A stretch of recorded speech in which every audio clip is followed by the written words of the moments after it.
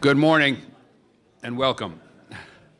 I'm Bob Rubin. On behalf of my colleagues at the Hamilton Project, delighted that you joined us for today's event, Modernizing Labor Laws in the Online Gig Economy.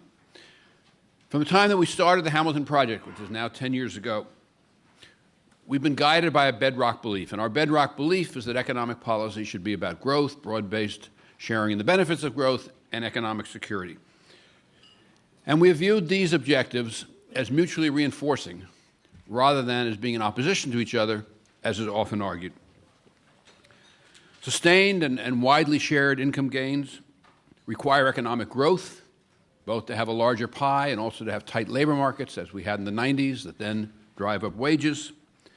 And growth, in turn, requires broad-based sharing in its benefits to increase demand, to increase the availability of resources to workers so that they can access education, health care, and other factors that are involved in productivity, and to create broad-based public support for growth-generating policies.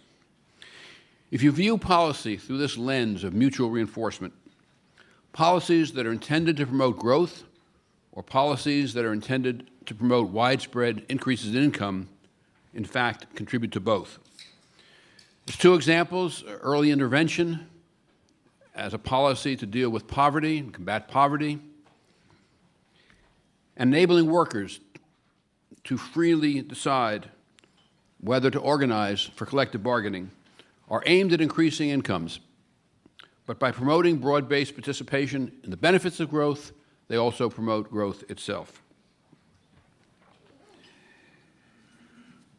Through commissioning papers and organizing panels and events such as the one we're having today, the Hamilton Project has provided a platform for leading thinkers, policy experts from around the country to address a wide range of issues that relate to these three objectives. And the point of today's event is to, again, focus on these issues, and the purpose is to present ideas and proposals and to have robust discussion on these issues that are so critical to American workers and to our economy. Rapid technological development and, to a lesser extent, globalization, as we all know, are having a profound effect on our economy, on the availability of traditional middle-income jobs, and on the way that work is organized, structured, and compensated. The broad question that today's discussion addresses is how can we protect workers in this new environment while at the same time reaping the benefits of change and innovation. That's made more complex because wages are very importantly about work, but they're also about a lot more. They're about sense of self-worth, they're about dignity, they are about a sense of self, and work is often the basis for many of our social relationships. That's why President Clinton captured this idea by saying that the best social program is a job. Today's discussion hones in on one specific area of the future of work, and that is something that we are all familiar with, which is that in many sectors of the economy, employer-employee relationships are being increasingly displaced by work arrangements that, as we all know, are referred to as the gig economy. The rapid rise of the gig economy raises complex challenges with respect to wages, working conditions, benefits, and other aspects of employment. And again, the question is how to protect workers while at the same time garnering and reaping the benefits of change and innovation. All of these issues, both these broad issues about the future of work and the more specific issues about the gig economy, are complex and daunting in a world of rapid technological development that is often labor displacing. And I believe they're going to become increasingly prominent as time goes on. To address these issues, we must have effective policy. And that is just one more reason why, at least in my judgment, the future of our economy depends on reestablishing the willingness to engage in principled compromise and the commitment to governance in our Congress. And arguably, at least, that is, we are far from that in today's environment. Let me conclude by briefly describing today's program. We have two outstanding panels, with each having one of the co-authors of our paper. The first panel explores the wide-ranging implications of the gig economy on work and on workers. And the second panel will discuss a proposal to specifically modernize the labor laws for the 21st century. The authors will be joined by two panels of extraordinarily distinguished panelists. And I'd like at this point to thank the authors and the panelists for joining us today at this Hamilton Project event.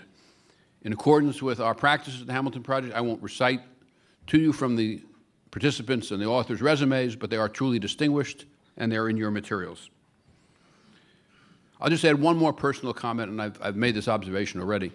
I think we are at an extremely challenging time for our country. We have enormous comparative advantages and comparative strengths, but we also face hugely consequential policy challenges, some of which we'll be discussing today. And I do believe that the absolute key to the future of our economy is not economic, it is political, and it is once again having a political system in which there is the commitment to governance, and as I said a moment ago, the willingness to engage in the political compromise across policy and political divides without which our system cannot work. With that, I would like to thank the extraordinarily capable staff or leadership of the Hamilton Project, Diane Schanzenbach, our director, Kristen McIntosh, our managing director, and Jane Doko, our policy director, and their colleagues on the staff for having framed the intellectual construct for this event and putting in place the logistics, and for all that they do to make the Hamilton Project work. With that, I will turn the podium over to Greg Ip, who we are delighted to have as moderator for the first panel. Greg, the program is yours.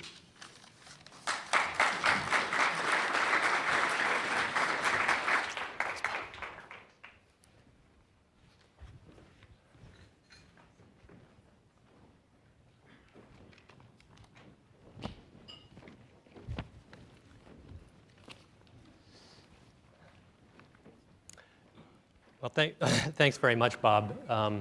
You know, you write about policy, you go to conferences about policy a lot in this town and in my job. And one of the biggest challenges always is actually trying to tackle a subject that people are going to be intrinsically interested in so that they'll read your column and that they'll actually come to your conference.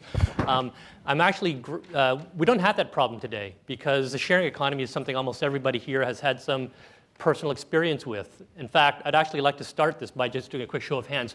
Anybody who's ever taken a ride in an Uber car, please raise your hand. Okay. Anybody here who's ever driven an Uber car, please raise your hand.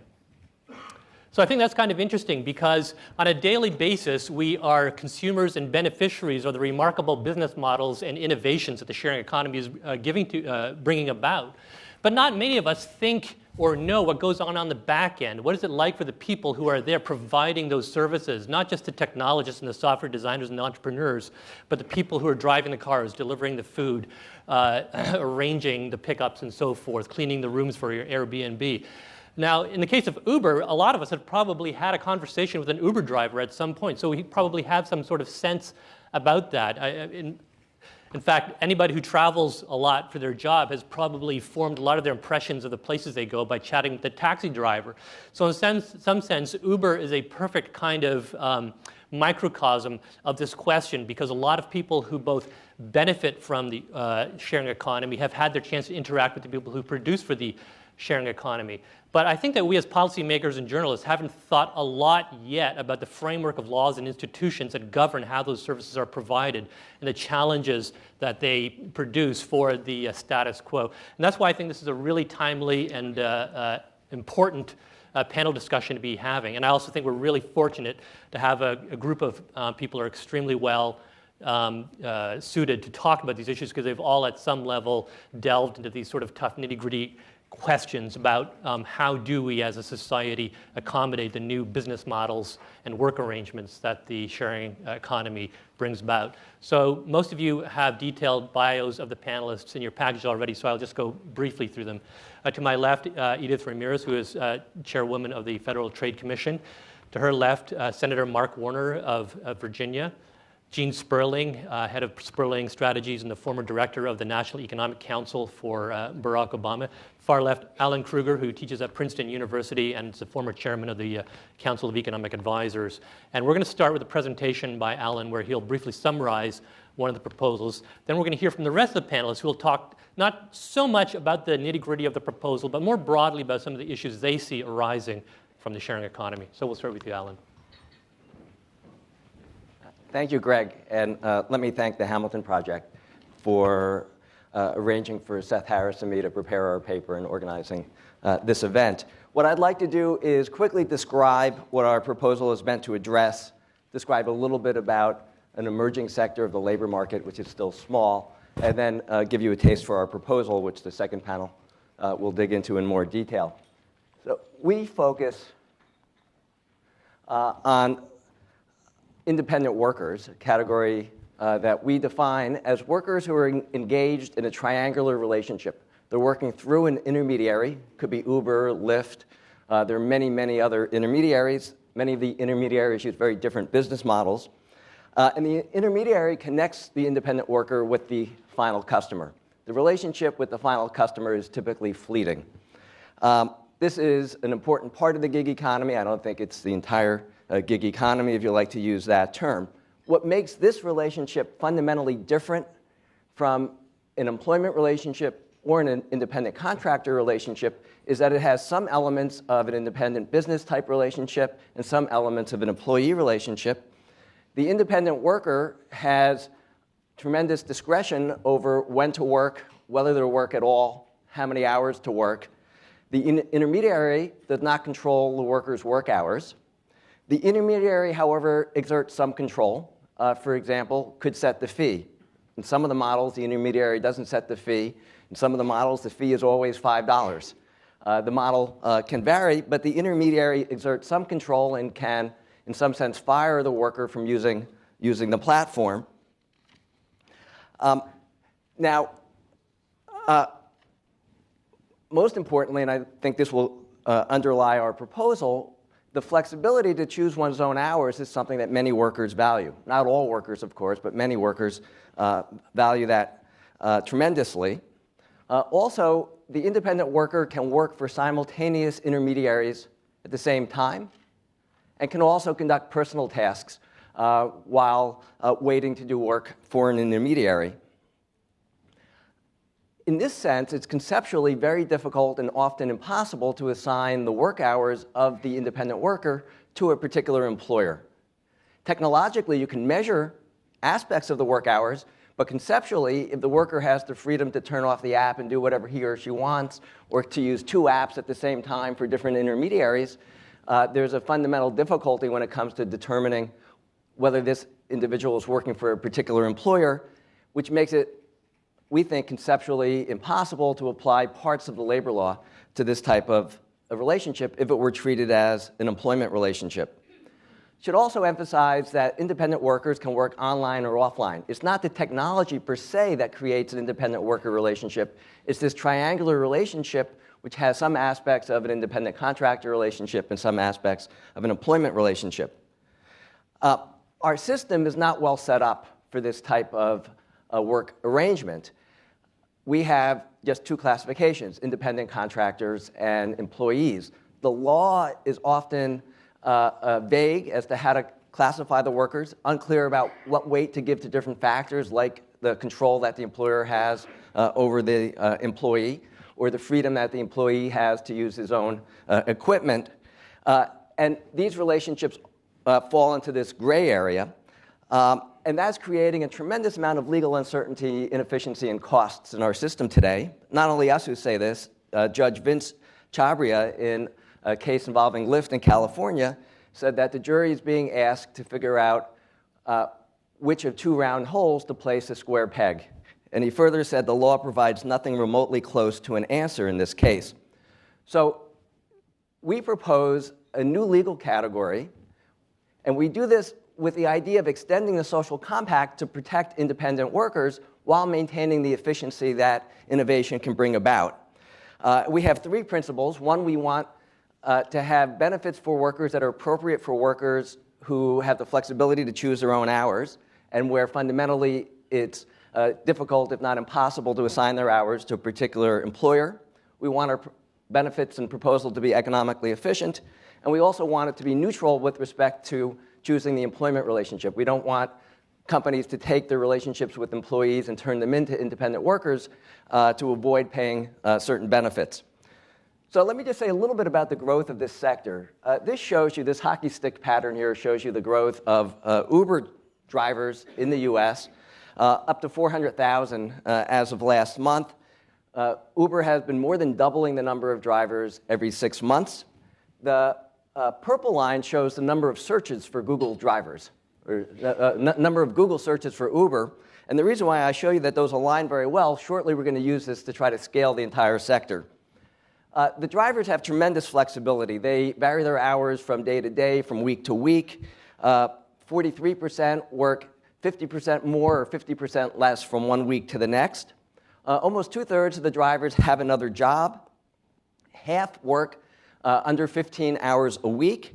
And the drivers' characteristics are very different than taxi drivers. They're much more highly educated, for example, much more likely to be women.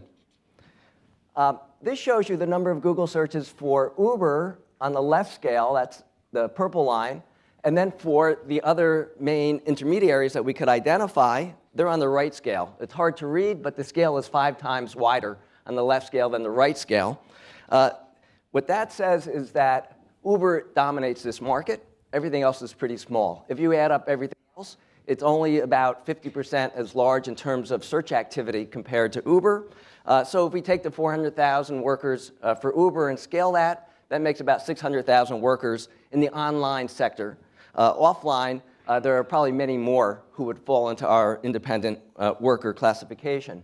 So onto our proposal. What we would like to do is to maintain and protect the social compact, tailor it for independent workers.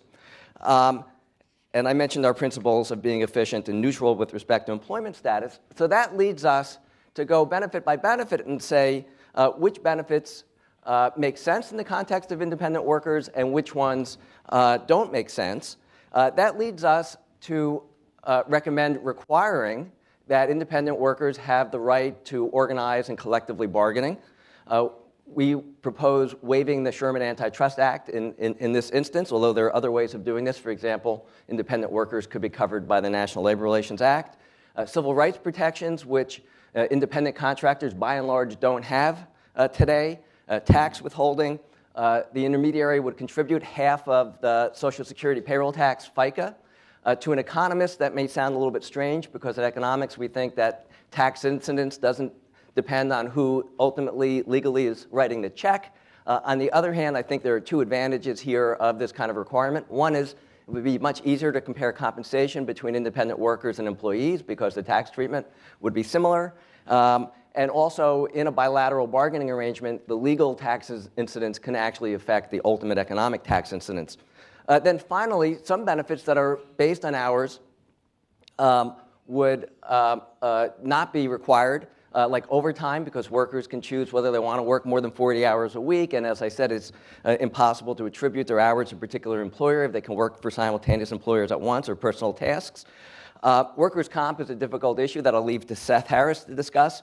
Then lastly, for the sake of efficiency and also making both workers and firms better off, we would permit intermediaries to pool their resources, take advantage of their scale, to provide benefits to workers without the relationship being deemed an employment relationship. Right now, intermediaries are reluctant to provide things like life insurance because they don't want to be deemed an employer. That's inefficient. They could also use a third party to provide such benefits. So let me just conclude by saying we propose this in the spirit of trying to make the labor market work better, to protect the social compact. We think there's relatively little risk that employers will take their current employment relationship and convert it to an independent worker relationship because they would have to give up a tremendous amount of the control that they currently have. They'd have to say to the employees, come whenever you want, work whenever you want, because you have complete control over your work hours. So we would like to see innovation thrive, but we don't want it to come at the expense of the existing social compact. We don't want new intermediaries to develop and succeed because of regulatory arbitrage, because their business model enables them to convert employment relationships into independent contractor relationships. We want them to thrive because they have better technology. And we think that our proposal is at least a starting point for trying to achieve that. Thank you. Senator Warner, I know that you've been thinking a lot about some of the policy and legislative challenges that the sharing economy poses. In fact, I think Governor Mitch Daniels from Indiana are about to chair an Aspen Institute commission on this question. Perhaps you could talk for a few minutes about what you think some of the challenges are this raises. Well, thank you, Greg. And let me also thank Bob Ruin, and the Hamilton Project, although I can't imagine you thinking that my day job is not where principled, civilized compromise is taking place on a regular basis. And, I'm really glad to be here because this is the worst of the sausage-making week around. I have spent a lot of time over the last year and talking to a lot of folks who are engaged in this part of the economy. Let me step back from them. I think we need to recognize that we've seen a dramatic transformation of work that didn't start with this gig on-demand economy. It really goes back in many ways the 80s and 90s when more and more firms started to, in effect, outsource or offload work. I love the notion of so many places where firms would take their janitorial staff and say, "Allah, you're now independent contractors," and frankly, it was simply a way to offload benefits. And workers got the short end of the stick on a consistent basis. What really has kind of caught people's imagination is the fact that what is transformative about the gig or on-demand economy is the fact that we've suddenly, because of GPS technology and cell phone technology, been able to suddenly monetize your time, your car, your apartment, your bike space in ways that before were never possible. And we're still at the very beginnings. Bob called this the gig economy. Greg, you said the sharing economy. I mean, these are fighting words in parts of the Bay Area or New York. What we even describe this phenomenon? Is it gig? Is it on demand? Is it sharing? Is it 1099? Is it, as Sarah called, the freelancers? So we're at a good stage when we don't even know how to define what we're talking about. We also know, and from Alan's comments here, we have only the very beginnings of the sizing of this. Is it hundreds of thousands to 1 million? Or, as Sarah's pointed out, are we talking about 50 million workers that are all part of at least a broader category around the contingent workforce? We do know that work, and this I think we have to be, I don't want to be a Luddite, I'm somebody who used to be in technology, but there's a big question here as work gets broken into more component, discrete parts, and the market, in effect, markets out these discrete parts. What that means to the folks who are doing the work, and what that means to what I think has been one of the most important parts of America's overall social contract, and that is the social contract between a worker and their employer.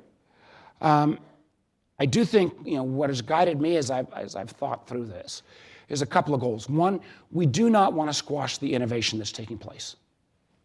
People love the innovation, from people who use these services to many of the folks who are working in this area. We also need to recognize, and I think as a policymaker, I haven't appreciated this because I have spent a lot of time doing roundtables around Virginia and around the country with folks who are working in this sector of the economy.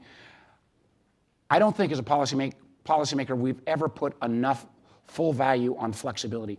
In an increasingly complicated time, flexibility is something that workers really value in a way that has never really been factored in before in traditional economy.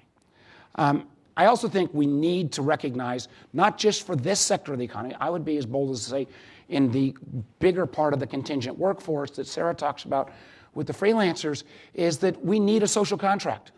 We need a social contract because it's the right thing to do, but also because as we have a growing component of our workforce in this contingent workforce, if there is no social contract, there's a huge free rider problem. So the people who are doing extraordinarily well, if there's no social insurance at all, when the stuff hits the fan, as it always does, people will go from doing very well back on to the most basic government assistance programs, and in effect, the taxpayer picks up all the costs. So, where do we head? And I want to commend Alan and Seth for, I think, their very good work. As Alan has already mentioned, they've managed to piss off both sides with their project already, which is a pretty good starting place to be. And I think they've got some very good initial thoughts about the transportability and trying to think about this in a third classification. I'm not sure where this is going to end up. I do know that the binary choice that we have between 1099 and traditional employee is not where we're going to end up. And particularly when we think traditional employee with the cliff effect with ACA and with the ability of algorithmic scheduling, it's not like traditional employee is the nirvana state for many folks, particularly working in low and moderate income jobs anyway. So where do we go from here? A couple last points. One is I think we ought to, and I think Alan kind of in Seth's work has viewed this through a lot of the traditional lenses. I do think this is a really incredible opportunity as policymakers, think tanks, and others to think broader. Where does training fit in this category, for example, as part of a social contract?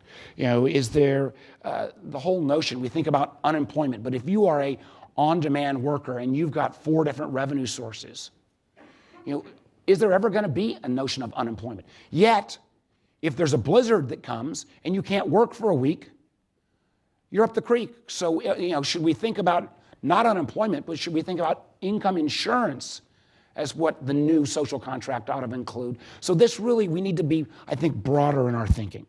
I also think we need to recognize that there could be other models. I mean, we've thought about kind of a traditional joint contribution model. I definitely believe the platform companies need to contribute something.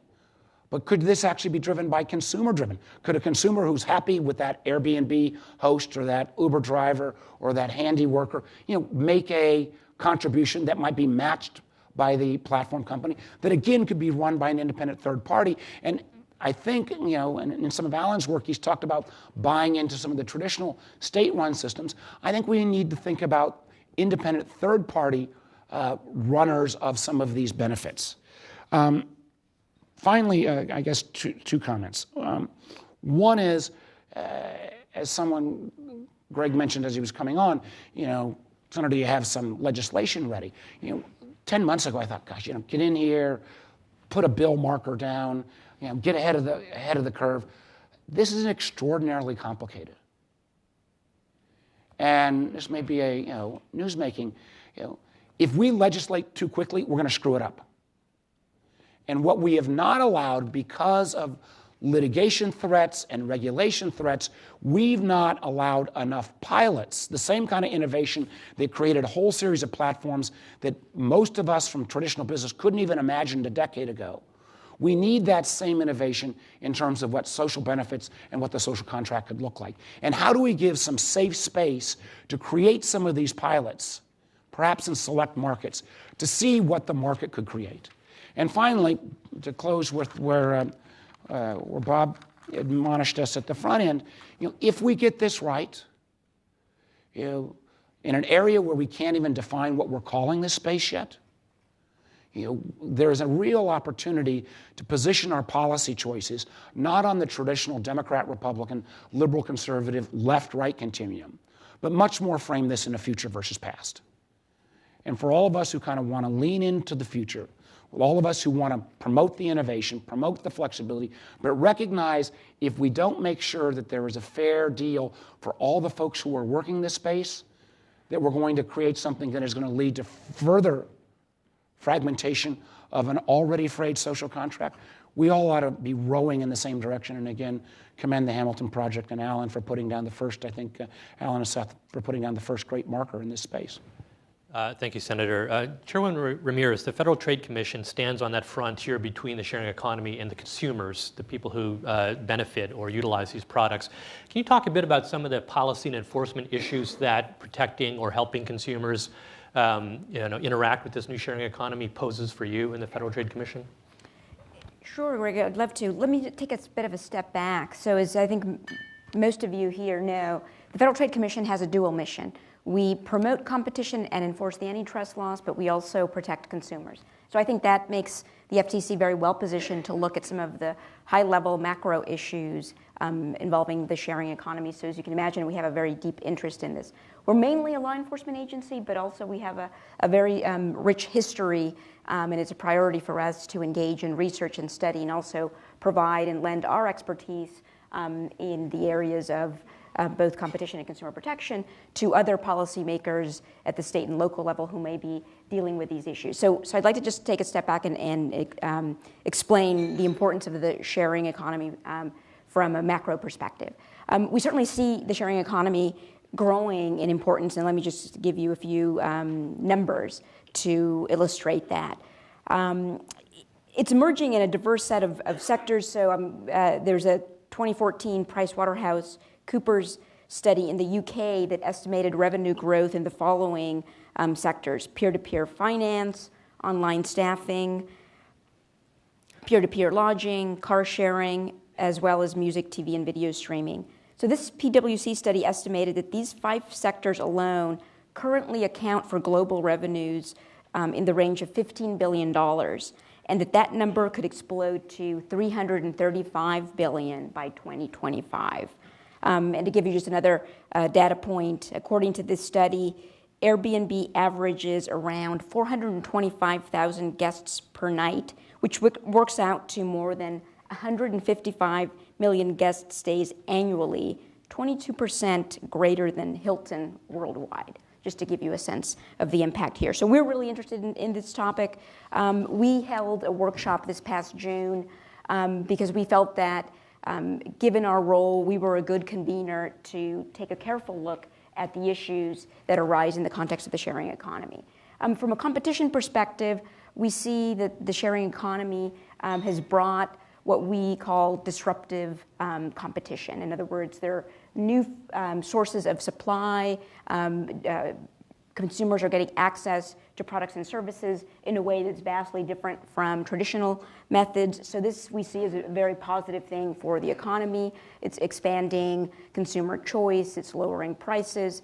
At the same time, we also see that these new business models really taxing existing regulation and making it difficult for regulators, not only here in the U.S., but around the world, question how it is that traditional regulation might apply to these new models. And of course, they do implicate and raise new sets of consumer protection and other consumer-related issues. So we think that it's important for policymakers to be looking at these issues very carefully, to make sure that they don't hastily over-regulate, because we want to encourage innovation. We want to encourage these new forms of competition, because ultimately that is meeting consumer demand and that's advancing consumer welfare, which is a touchstone of our work at the FTC.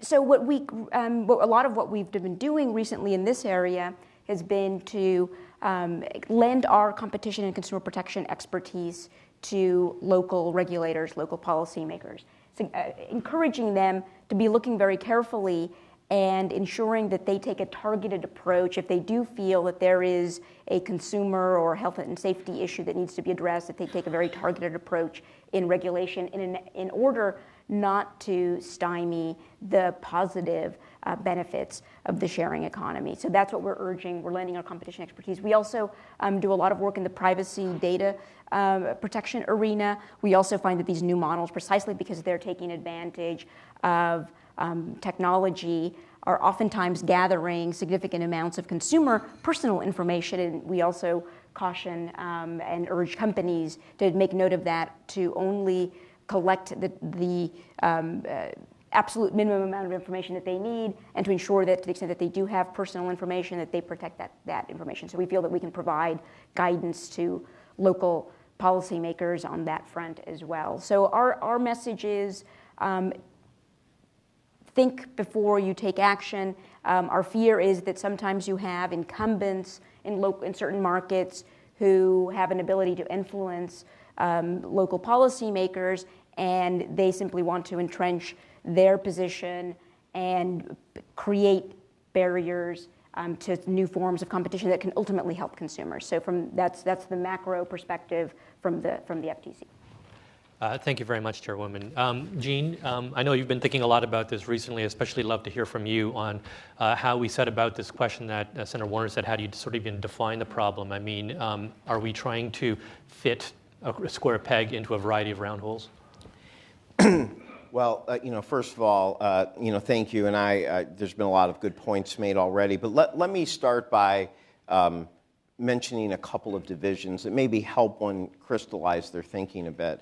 We often use the phrase sharing economy, and yet even within that phrase, there are divisions. So, for example, I'll give one potential division that's helpful, which is to think of it as that part of it is the sharing your work economy, part of it is the sharing or selling your asset economy. Now, the interesting thing about both of those is they both have significant policy issues.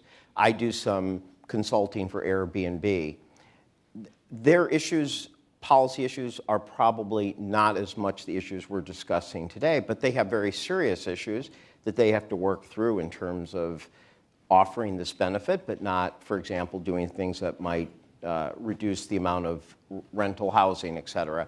So I think that when we're looking at this, it's a mistake to just kind of think this deals with everything, particularly because you do have at least that division of sharing, selling an asset, deploying an asset versus sharing your work.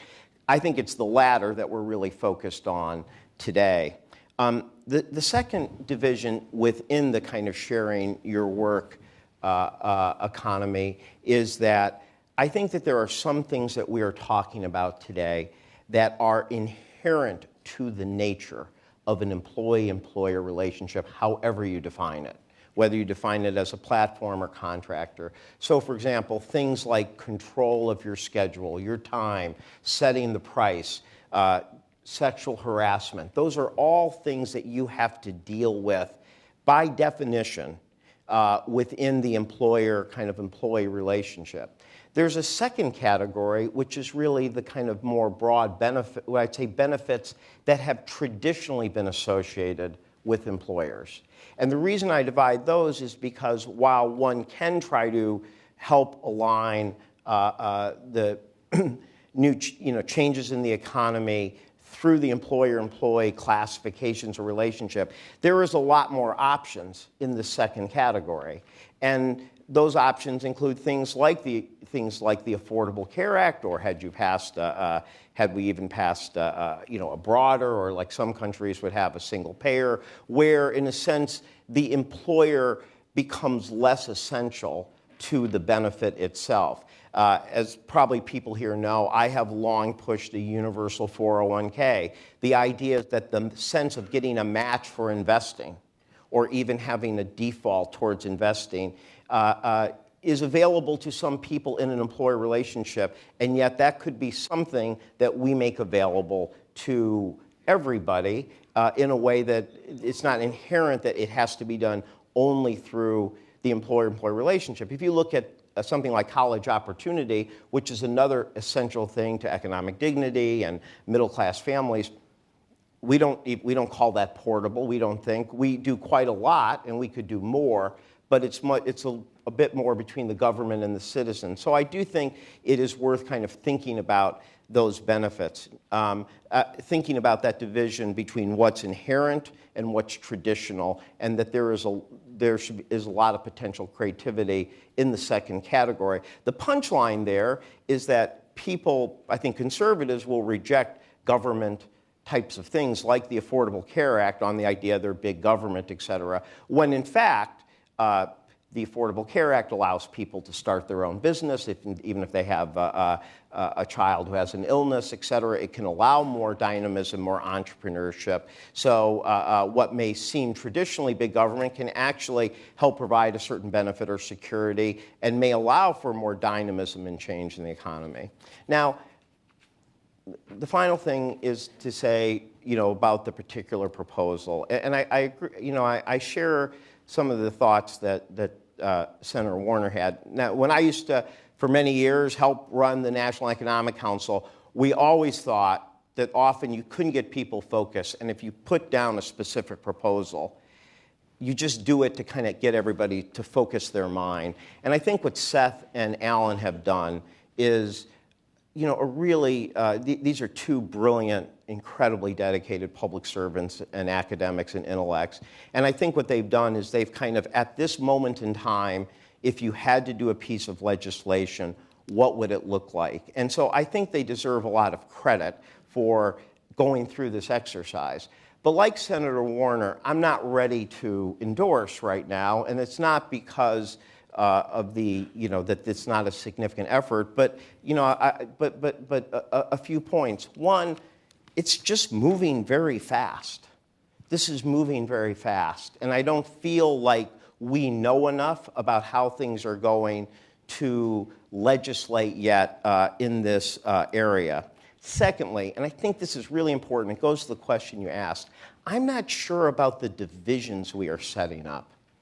I mean, I think, to be honest, yes, we're very into the gig economy, and we're very like, oh my God, these are these issues, and then we have to focus on it. But I'm not sure that this is the key classification difference. I got news. Taxi cab drivers were not treated well before there was ever Uber. They didn't have benefits. Their pay wasn't terrific. They didn't have health care. We're suddenly obsessed with it now that there's the sharing economy. How about household employees? How many forms have been about the protections for people who have household employees? Now, they have a very direct employer-employee benefit, but they've often been left out of the social compact. Construction workers who are non-unionized, et cetera. So what I like is that I think this rethink about where the social compact in the light of change is important. But I'm not sure that this is the exact division that is the place that we should focus a huge legislative effort, because if we look from the household employees to non-unionized construction workers, we might find there are other divisions and policy solutions that reach these goals, and I think we need to take a look at that. Third issue, and I've tried to talk to people on all, a lot of different people, but I think a point that is made by some of my friends who often are known to look out very much for the worker issues, NELP, EPI, who's here today, and others, is that there are a lot of these things where you probably, in the existing framework, would look and say, just because they're using an app doesn't mean they're not an employer-employee relationship. And you don't want to, let this take away from analysis that I think in cases, as I think with Fed Express, where they were an employer-employee and all their modernization and newness did not take away from that. And fourth is related to that, which is, and this is, I think, a little bit where you do the Hippocratic Oath and you have to take your time. We're all here on the assumption that really cool sharing economy companies are all going in this direction. But that's not necessarily the case. You've seen in the last several months Instacart, Ship, Lux, Sprig, 4 companies that do things from helping you shop to delivering healthy meals to Lux, does valet parking, et cetera. In all of the cases, they have actually made decisions to move towards a more traditional employer-employee relation because they actually, like many companies, want to control the end-to-end experience. They want to control the quality, the training. So I worry a little bit that in a situation where we don't know how this is moving, and maybe some companies are going to find it is to their advantage to have a more employer-employee relation, not out of their own business sense of controlling the quality and consistency of the service or product, that they may be going in that direction. I worry a little bit about suddenly say, well, you don't really need to. We can provide another area that maybe provides less good benefits for the employee. And then finally, I think that I want to think a little bit more within the structure Alan and Seth have laid out about what I would protect or have inherent and what I wouldn't. There's one thing they said that is absolutely correct, which is that in a situation where you control your hours, it does not make sense to have overtime protection, obviously. If you can decide you want to work 12 hours a day and 0 the next, or et cetera, if you truly have control, not just the appearance, but true control. But I don't think I would have thrown over minimum wage quite so quickly. I think one can imagine a platform where the workers work, where it becomes very clear that the people engaged in that by any construct would work under the minimum wage. And so I understand these things are complicated, but I would not be as quick. And I realized they had to, in the nature of their paper, make those decisions. So I'm not blaming them. I'm just saying that policy-wise, I could imagine. UI, the dislocated worker program, right now does allow people who are self-employed. Is it impossible that emergency unemployment insurance could look for people hurt in the market, et cetera? And I think we'll have to think about how we think about this when paid family leave becomes an issue. So I think it's incredibly thought-provoking, excellent paper, but I'm going to reserve that. I think the world's moving fast, and I, for one, do not feel I could make a call on many of these issues yet. Thanks very much, Gene. I want to actually go back to something actually you yourself said about moving too fast and what Senator Warner talked about, that we don't know how to define what we're talking about. There seems to be a presumption, even in the existence of this panel, that there is a job for regulators and legislators to do. But I want to be a devil's advocate and say maybe there isn't. Because, Alan, in your paper you talk about how we don't want these companies to be exploiting regulatory arbitrage. But I say that maybe sometimes regulatory arbitrage is a good thing, because regulations have sprung up in a way to deal with incumbent business models. And what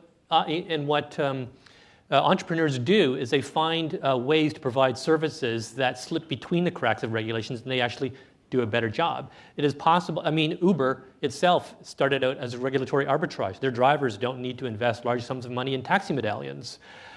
You could argue that if the internet had been subject to fixed line utility regulation from the start, it wouldn't be what it is today. If the Federal Aviation Administration were to regulate drones as fixed-wing aircraft, a lot of interesting business models wouldn't be talked about now. So let me just put that question to the panel. Should there be a presumption, as I think, Chairwoman, you said, that we do no harm and therefore just let this thing ride and not presume that we need to actually act? Greg, why don't I start? Because I think it goes to the core of many of the comments. Seth and I very much believe that the social compact that covers workers is in our country's interest. It's developed over a century. It's improved living standards. It's made us a stronger country. Gene wants to extend as much of that to the workers that we think fall into this gray area, and so do we. We want to extend as much of it as makes sense. Take the minimum wage. If it could be applied, I think it would be just fine. But if somebody's working for two employers at once, it's not obvious to me how you're going to administer the minimum wage. If you could do it, I think it would be great. If you're going to say, well, we're going to do it for the 6 minutes that someone has a passenger in the car, then it's hollow, because it's never going to be binding. It's never actually going to help anyone. So I think when it comes to regulatory arbitrage and disrupting the social compact that we think is good for this country, I think that's bad. Just like if Airbnb does well by regulatory arbitrage because it avoids paying occupancy taxes, and that's how it does better than Hilton, I think that aspect is also wrong. And I do worry a little bit about moving too fast. What I think is the scope, the potential for something like what Seth and I have proposed, is a little bit like the history of workers' compensation insurance, where we had a system which then broke down. It was not in the interests of employers or of workers. And it led to a grand bargain where employers gave employers were automatically liable, but it was limited liability. And Congress may have to act if the courts all across this country reach varying and confusing decisions.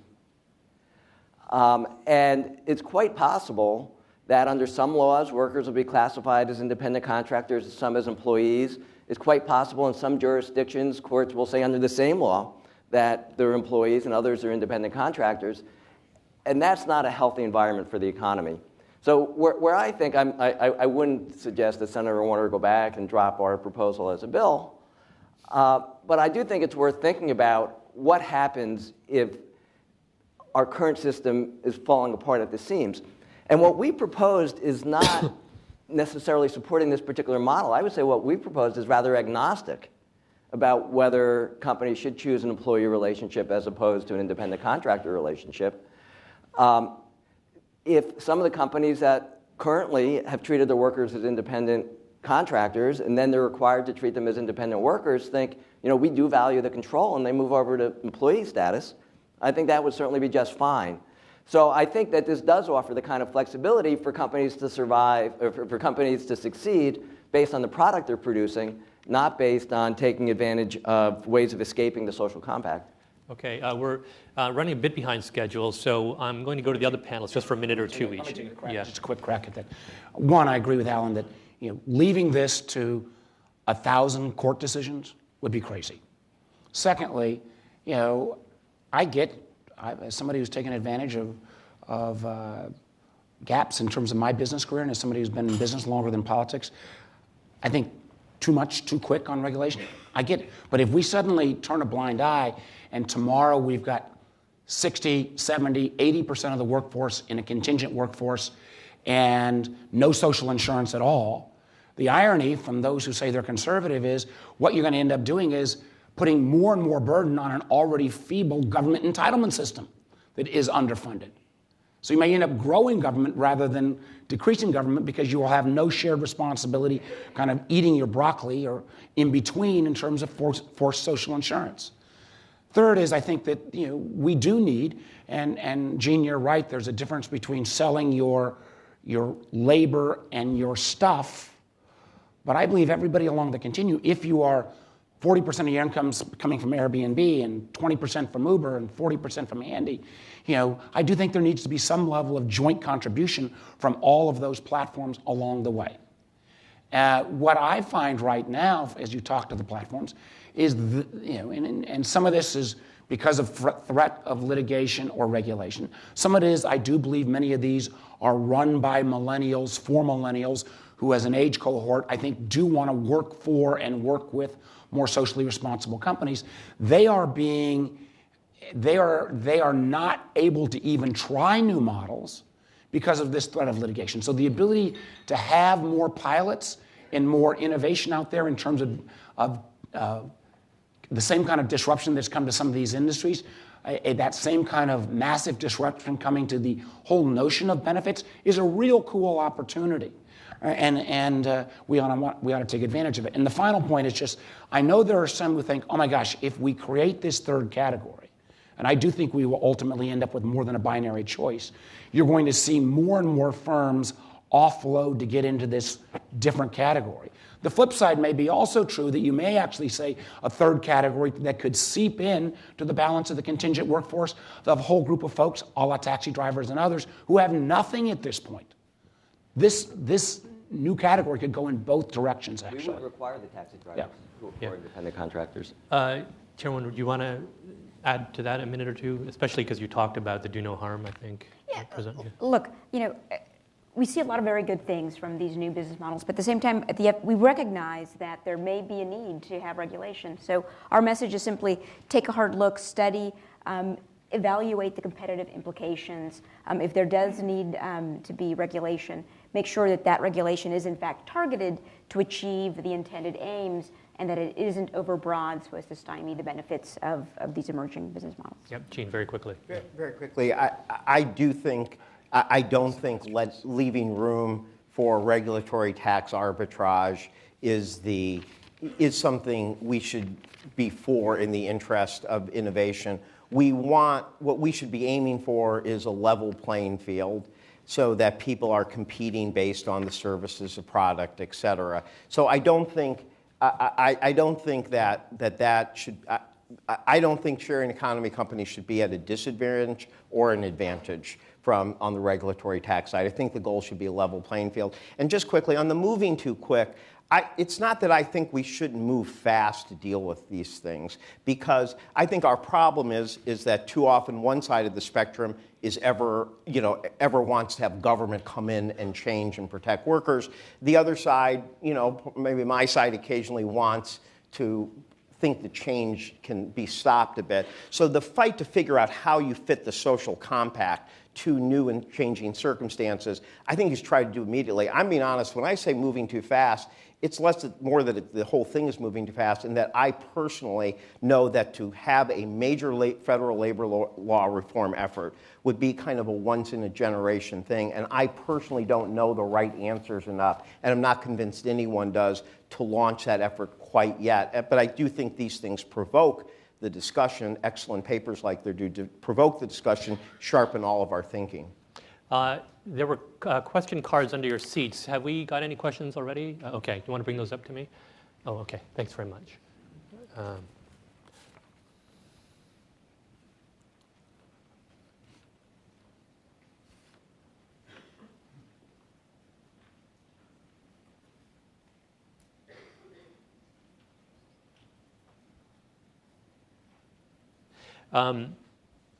That's a good question. The assumption behind a lot of this work is that these workers have this as their only job. But if I use Lyft to drive before and after my regular job, how does this impact me? If I'm suddenly categorized in some new category that you've talked about.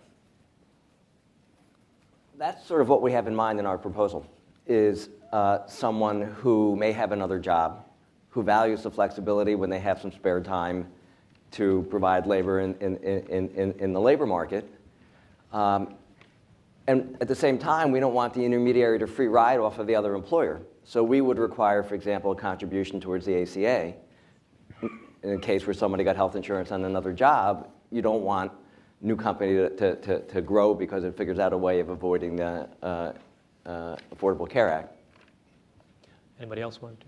Just, I think, if you believe this is part of a continuum of a fundamental transformation of work, which I'm increasingly believing, that we are taking work and breaking it into more and more discrete tasks, and the market is going to create a market for discrete tasks being serviced rather than I'm going to enter into a long-term, multi-year relationship where I employ a person full-time for all their... I think there's a bigger transformation taking place driven by technology, driven by globalization, driven by flows of capital, and getting this right could have implications way beyond just this notion of what we're calling gig on-demand sharing economy. How is the gig economy different from other older alternative forms of work? Now, I'm actually going to exercise the moderator's prerogative and reword this question to the question I would like to ask, because I think because it actually touches on something that was on my mind. The Hamilton Project has a nice background paper that shows that if you define contingent work broadly enough to include like day workers, part-timers, self-employed, domestics, that's 30% of the economy.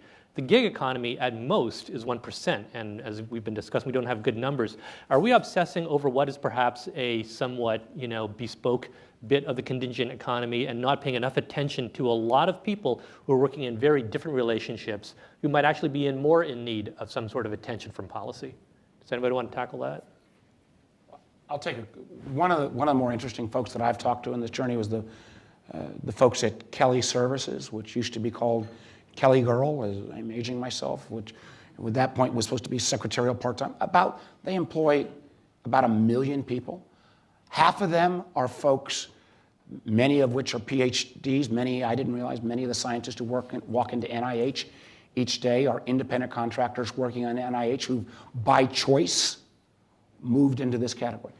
The other half are folks who are kind of contingent workers, many of them in need of cobbling together a series of services to make things get by. I do know that there are a whole lot of workers who are probably looking at this discussion, highfalutin discussion, and saying, gosh, trying to cobble together 3 or 4 jobs, that's nothing new. That's called being poor.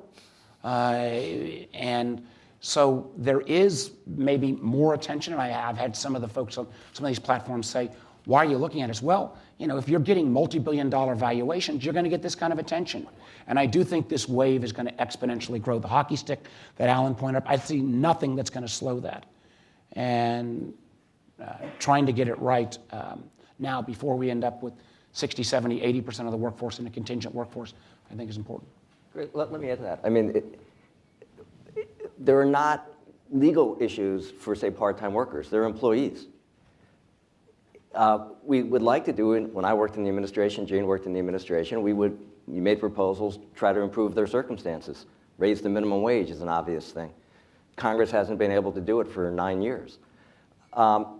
I don't think that it's saying, I don't think it's diverting us from addressing some of the other problems, which are separate problems. Sure, workers get misclassified who should be employees as independent contractors. We don't need a legal change to address that. We need better enforcement of the labor law. So I don't think that we lack capacity. By the way, this is the first time I've ever been on a policy panel where I'm the only one who didn't say further research is necessary. Academics end every paper with FRIN. Further Somebody research said is that necessary. 6 months ago when you responded. I don't think that the problem is we don't have solutions to some of these issues. The problem is Congress hasn't addressed many of them where there are solutions. It gets back to what Bob Rubin said earlier. If Congress were to act, we could solve a lot of these problems. So, I'm ready to act. and I do think, as Senator Warner said, we are moving more to disintermediation. You can think of it as reverse Coase. Ronald Coase, the Nobel Prize winner, tried to explain why there are firms. Because companies benefit from the control, from the direct supervision. It's an oasis from the market. Because of the technology, because of globalization, both online and offline. That's why our proposal is for both online and offline workers who fall into this kind of category, which could be growing quite rapidly. So I don't think it's premature for proposals to be discussed to address this problem, and I don't think it diverts us from other solutions to other problems that we have. I do think that the current situation and the situation identified in the paper does focus in on a particular issue where somebody has a distinctive amount of control, perhaps on price or schedule or whether you can be on a platform, as they said, and yet a person can control their hours and when they work. And that does create a distinctive issue, and I think it is right to try to think policy-wise how to deal with it. The place where I worry a little bit is that I think we've all had that experience in policy where we think we've zeroed in on a particular issue, and somebody comes in to your office at the White House and they say, yeah, that's a problem, but look at this issue here, or look at the situation of household employees, or et cetera. Here's a solution that maybe, instead of zeroing right in, here's a couple of solutions that might have broader impacts that would perhaps both deal with people who might be in this new kind of sharing economy, but might also deal with other people who lack power, bargaining power, protections in the workforce right now. So when I say going too fast, part of it for me is I'm not quite clear if we're going to have a rethink what exactly should be the highest priority on that rethink. On that note, I think I'll try and get us on schedule, so I'll wrap it up there. Thanks a lot for a great discussion. Please stand by. We have another great panel coming up.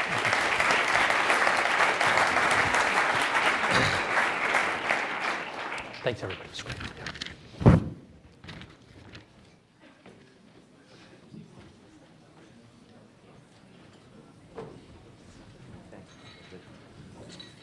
Catch up.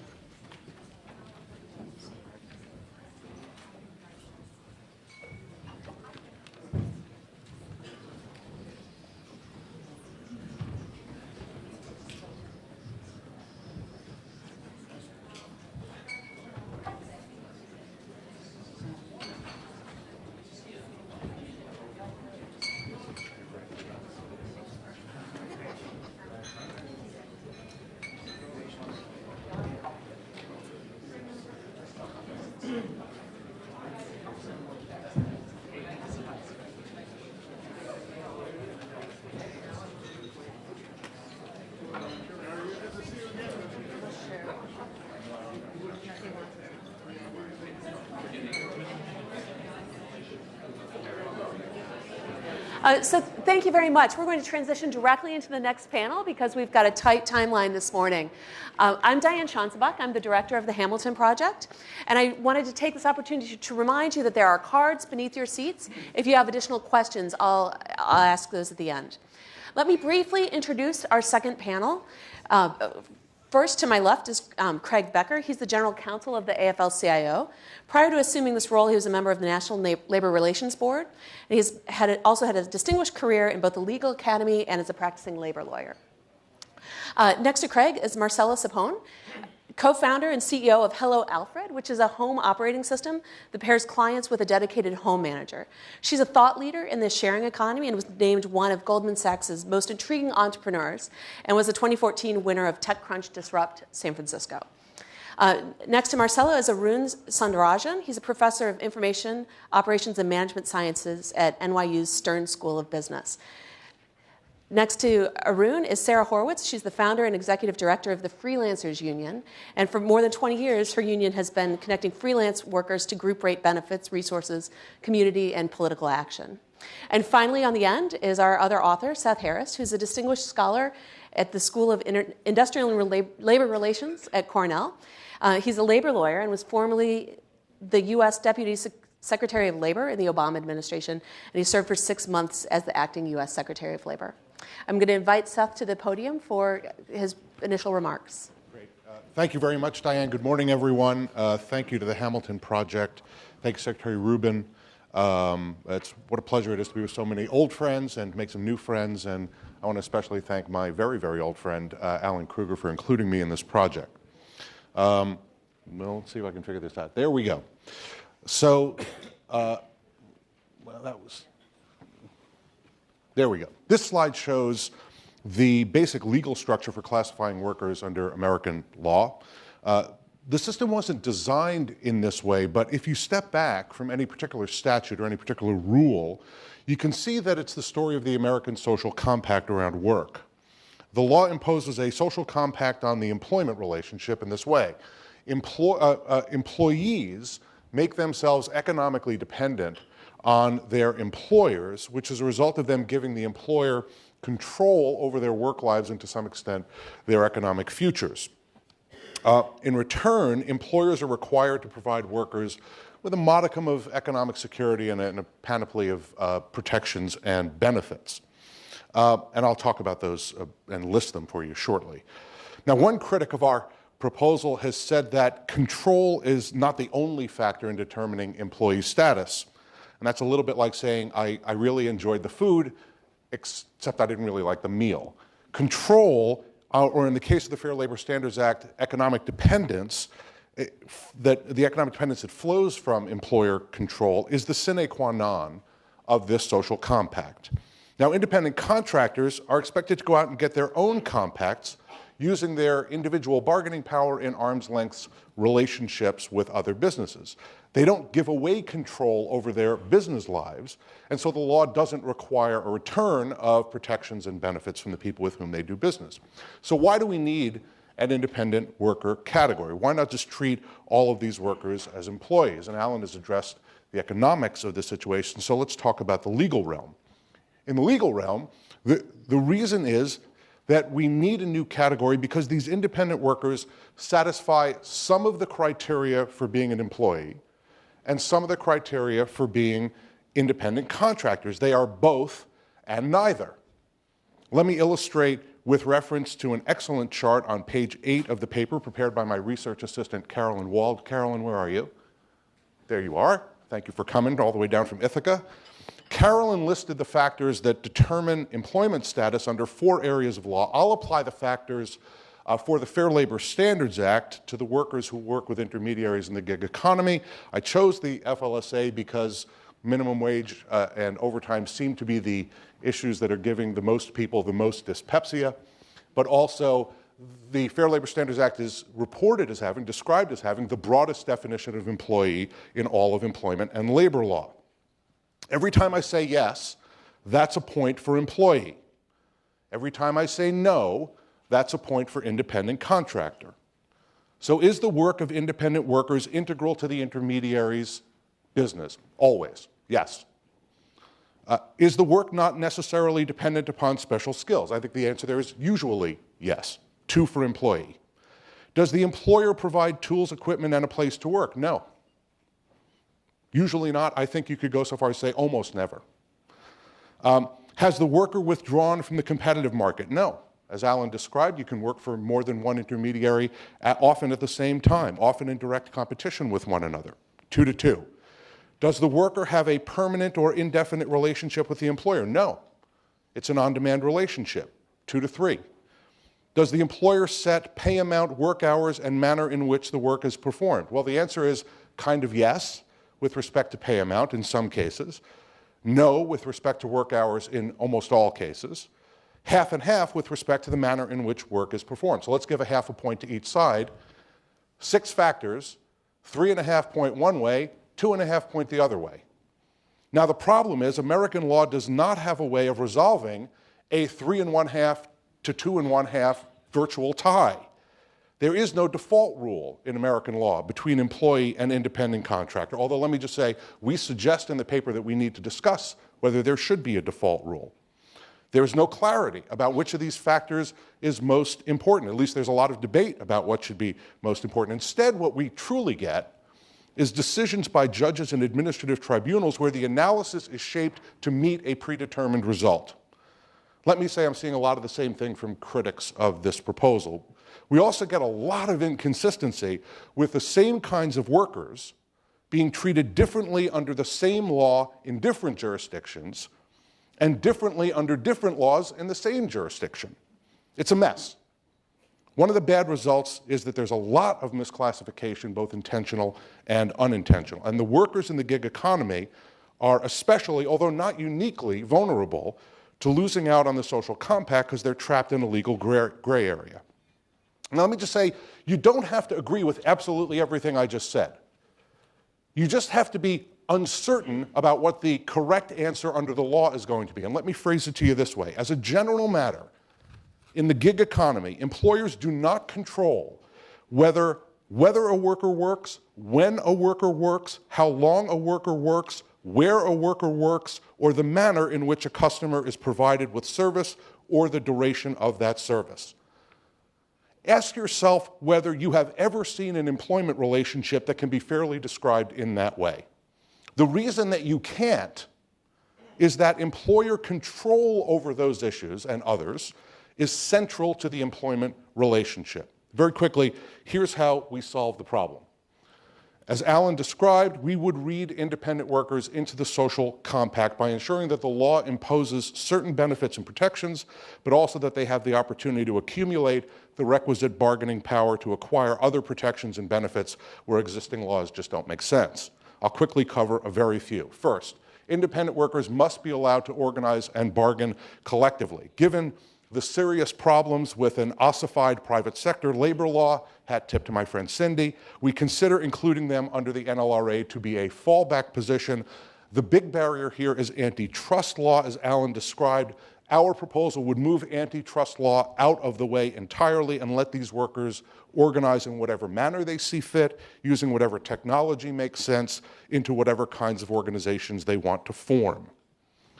Illicit discrimination is always wrong and it's completely inefficient for the labor market and workplaces. The problem is, as Alan hinted, the only tool that's currently available to people who are not employees is a law that protects only against race discrimination and not all race discrimination, and it doesn't protect against sex, disability, age, or religious discrimination, among other kinds. The shortest distance to success here is simply to include independent workers in all of the workplace anti-discrimination laws that currently exist, and we think actually work pretty well. As I just described, one of the distinguishing characteristics, and Alan also talked about this, one of the distinguishing characteristics of the gig economy is that it is very difficult to distinguish work from non-work and to assign responsibility for a worker's time to a particular intermediary. Sometimes that can be impossible, sometimes it's just very conceptually difficult. As a result, we would not have the law impose a minimum wage or overtime requirement or require participation in the UI system. We would, however, allow employers to pool workers to offer private unemployment or wage smoothing insurance. Senator Warner referred to it as income insurance. It's the same concept. And we would certainly encourage bargaining between independent workers, their organizations, and intermediaries over pay issues. And finally, I want to acknowledge, and Alan hinted at this, and that's why he left it to me, workers' comp is a very, very difficult issue for us in this space. Partly it's difficult because these workers don't work on the premises or use the equipment or supplies of the intermediaries with whom they're doing business. And the premise of the workers' comp system is that that is true. That's one of the premises of strict liability for the employer. We also worry about concerns of adverse selection, that the riskiest people would opt into a voluntary system. So we tentatively, in the absence of workers' compensation coverage, workers can sue in tort. I'm not arguing that tort is an efficient system. I think that Richard Posner would both die and turn over in his grave if I did. But we think that allowing workers to sue in tort might create the kind of interim effect you need to actually get genuine reform. But employers should be permitted, through their pooling enterprise that Alan described, be able to offer workers' compensation to all of their workers. And if they do that, they should be able to ask in return that they be exempt from tort suit, that workers individually waive their tort suits with the employer. Let me just say there is a rather serious problem in Texas and Oklahoma, which I view as outlier states in this regard, where workers are getting cheated out of fair tort recoveries because of ERISA. The Employee Retirement Income Security Act. That problem would not arise for independent workers because they're not employees and they are not covered by ERISA. So before I close, I want to go back to restating what it is we're trying to accomplish here and suggest to you that this perhaps should be the standard to which proposals and critiques of proposals should have to live up. We want to see efficient labor markets. We want to remedy the consequences of unequal bargaining power in the labor market and work relationships. We want neutrality to the extent possible to avoid regulatory arbitrage. And we want to preserve and extend the social compact. So as we discuss these proposals going forward, we've laid out our principles for moving forward, and we hope that we can live up to those principles for you. Diane, thanks a lot. Thanks, Seth.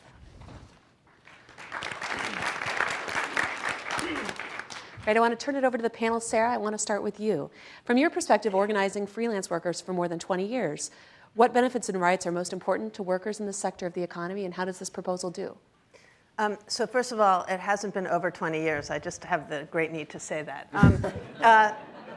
So before I say that, I'd say one great insight in organizing freelance workers, or really organizing any workers, is to really think about how do you get into this whole organizing thing anyway? And in short order, I would say, we're looking at this thing called the on-demand, sharing, gig economy, and it has such great parallels to, let's say, the building of the railroads of, the 1880s or whenever that was, where you needed a lot of capital and you needed to be a pretty big business to be able to lay down track and build those trains and run them across the country. And so it was no wonder that the trains and the people who built them were going to be the ones who were going to set down the rules and were going to raise the questions and the issues about what they needed to lay those tracks and get those trains across the country.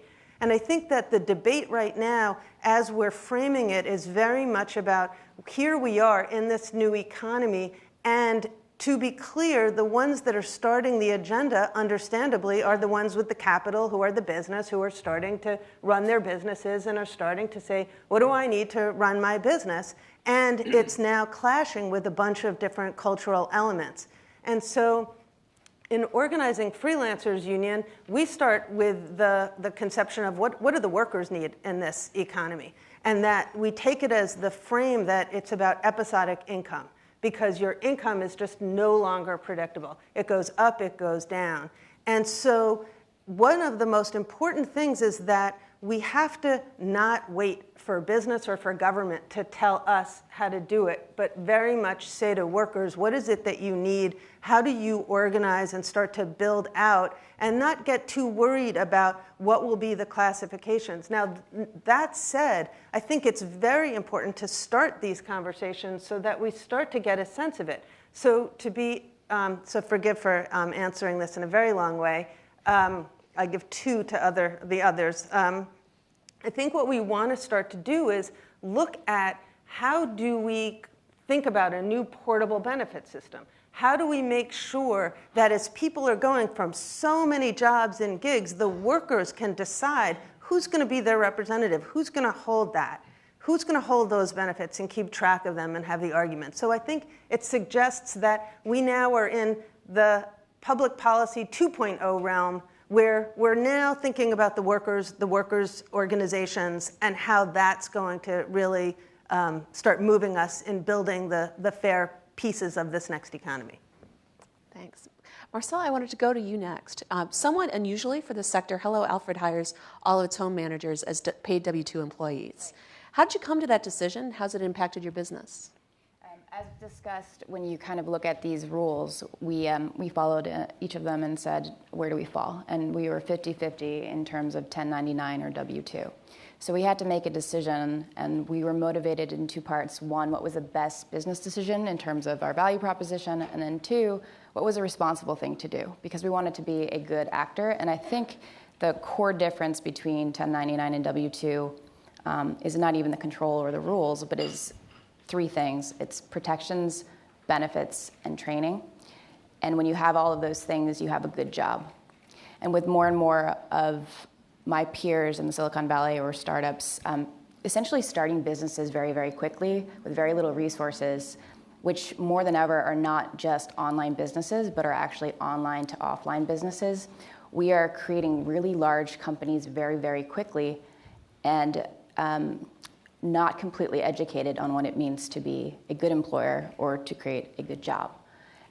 And we kind of started this journey trying to make the right decision, and it's been very, very challenging. It's very difficult to be a W-2 worker in a world in which we have many things that are flexible. So to give you context, my business has everything to do with work. We offer a house manager who helps coordinate basically your to-do list and services that are coming in and out of your home. So things like grocery shopping, organizing a babysitter, home maintenance, dry cleaning, picking up packages and prescriptions.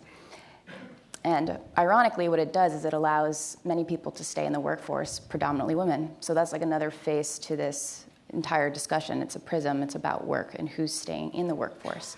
So we're allowing people to have more decision about how they spend their time because they are supplementing their life with help provided by Hello Alfred.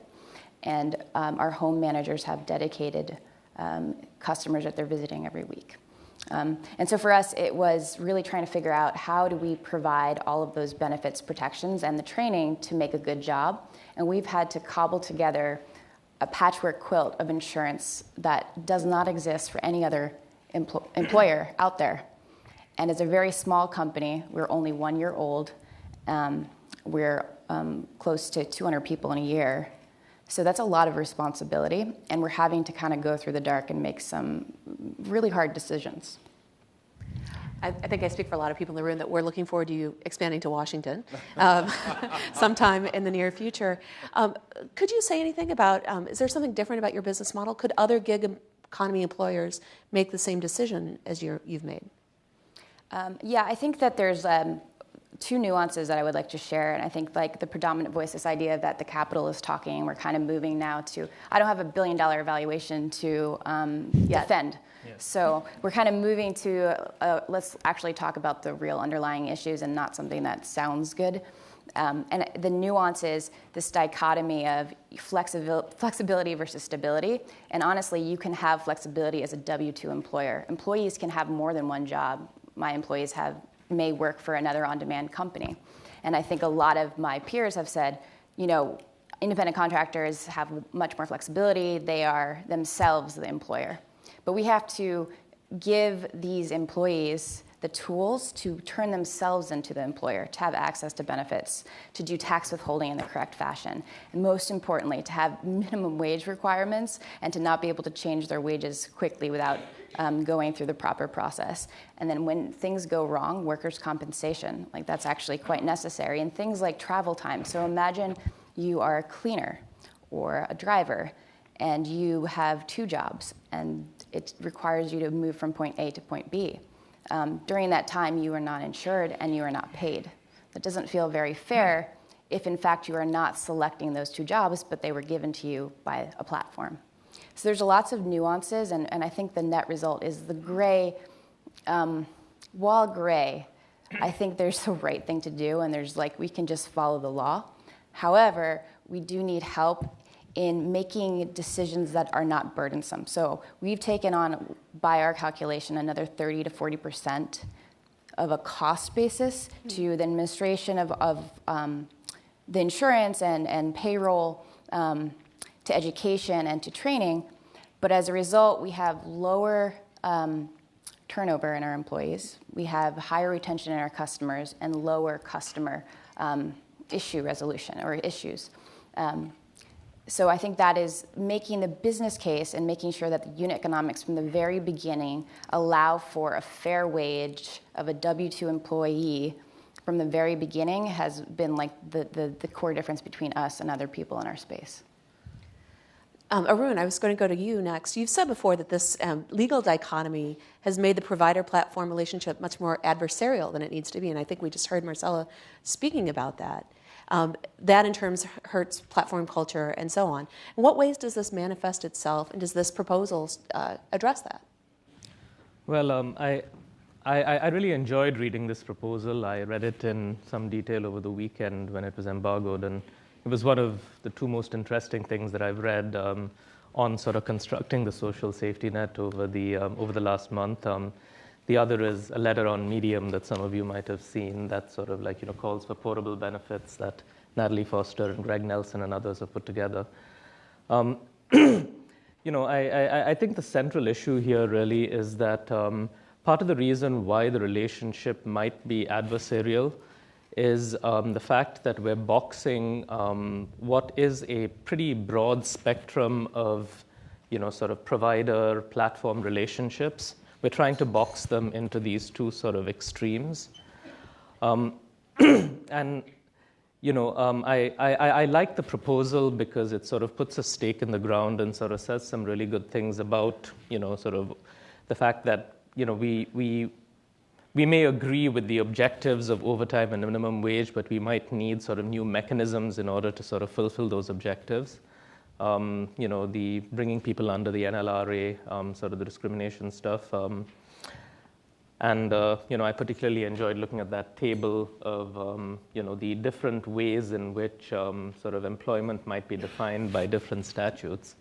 But to your question, I think that it's important for us to keep in mind that there is a tremendous amount of variety in these provider platform relationships. I mean, there's, there are a dozen different dimensions that I've looked at that, where you can see a varying range of independence that a provider might have. And part of the difference between Airbnb and Uber's platform culture could be sort of the difference in the level of independence that the providers have on pricing, on merchandising, on managing inventory, on sort of choosing customers, on customer service.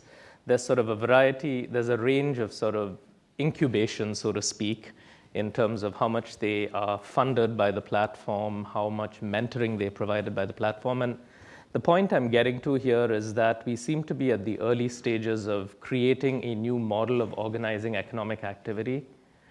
And this is the experimentation phase. We're going to see a lot of different models of provider platform that will sort of be tried by different platforms. The reason why we have sort of like all of this law around employment is that that emerged in the 20th century as sort of what the market wanted as the sort of the most effective form of organizing economic activity or sort of labor provision. But it's not clear to me yet that we have found the 2 or 3 sort of models of providing labor that are going to dominate the 21st century. And so, I sort of echo what Senator Warner said earlier, that we have to be cautious about rushing to regulation. That doesn't mean we shouldn't put sort of intelligent stakes in the ground. But it seems to me that a lot of the things that I value about my full-time employment contract with NYU are not government mandated, but are provided voluntarily by the institution that sort of employs me. It also worries me a little that when I look at your definition of independent worker, I begin to worry that, a lot of people who are full-time employees like me might start to sort of slip back into that, especially the immeasurability of, work hours and, this blurring between sort of work and non-work. And you'll wake up and be an adjunct. Yeah, I know. But that aside, putting my personal sort of concerns about that's why I say more research is needed. But I mean, the thing is that one of the ways in which we can create the space for the market to respond and say, well, here's what we're going to provide. And then for the government to be able to say, well, here's what we want to be part of the social contract that is not being provided by the market, is to sort of create this third category and say, well, then maybe the platforms are not going to be prevented from doing what they want to do, like training and benefits for retention, because of a fear that they're going to sort of be hit with a lawsuit. But an alternative could also be to create a safe harbor of sorts, where we don't include certain categories of, we're always sort of seeing, long before the sharing economy came along, there were a number of corporations that were taken to court for sort of misclassifying employees as independent contractors.